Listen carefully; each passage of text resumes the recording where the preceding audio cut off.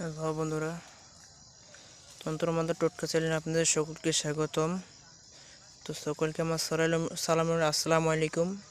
আপনারা সকলে কেমন আছেন জানাবেন। আর আজকে আপনাদের মাঝে নতুন একটা ভিডিও নিয়ে উপস্থিত হলাম, নতুন একটা টপিকস নিয়ে। এই যে গাছের পাতাটা দেখতে পাচ্ছেন, এটা কেউ বলে জার্মান লতা, আবার কেউ বলে পাকিস্তানি লতা।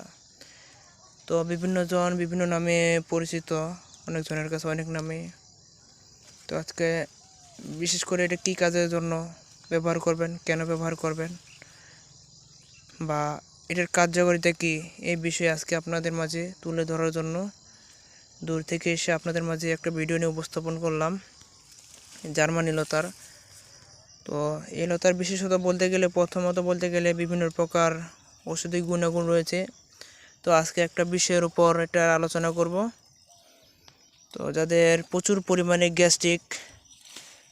পরিমাণে যাদের গ্যাস্ট্রিক, তারা এই গাছের পাতা যদি প্রত্যেকদিন রস করে 1 কাপ পরিমাণ যদি খান, কিছু পাতা বেটে, আশা করা যায় আল্লাহর রহমতে ইনশাল্লাহ গ্যাস্ট্রিক থেকে আপনি মুক্ত থাকবেন।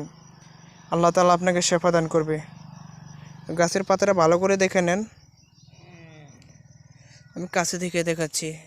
তো সকলে ভালো থাকবেন, সুস্থ থাকবেন, এই দোয়া কামনা রইল। আজকে এ পর্যন্তই। খোদা হাফেজ।